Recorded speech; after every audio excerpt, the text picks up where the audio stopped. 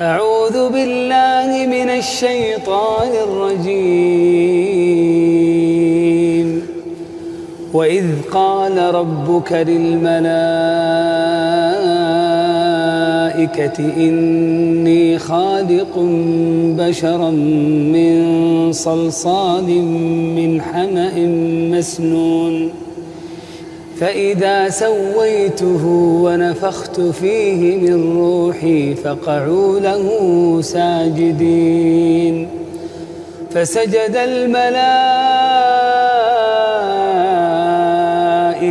كلهم أجمعون إلا إبليس أبى أن يكون مع الساجدين. قال يا إبليس ما لك ألا تكون مع الساجدين؟ قال لم أكن لأسجد لبشر خلقته من صلصال من حمأ مسنون.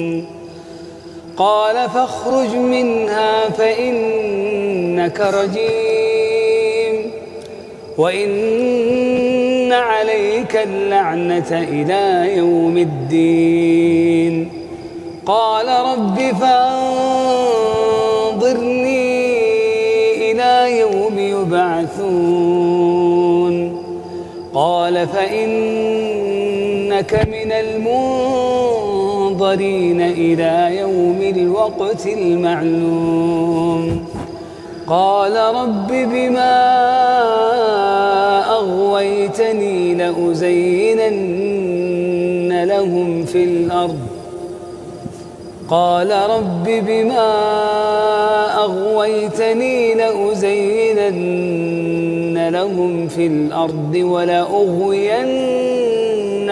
أجمعين إلا عبادك منهم المخلصين. قال هذا صراط علي مستقيم. إن عبادي ليس لك عليهم سلطان إلا من اتبعك من الغاوين.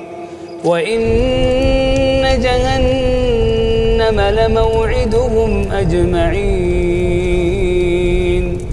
لها 7 أبواب لكل باب منهم جزء مقسوم. إن المتقين في جنات وعيون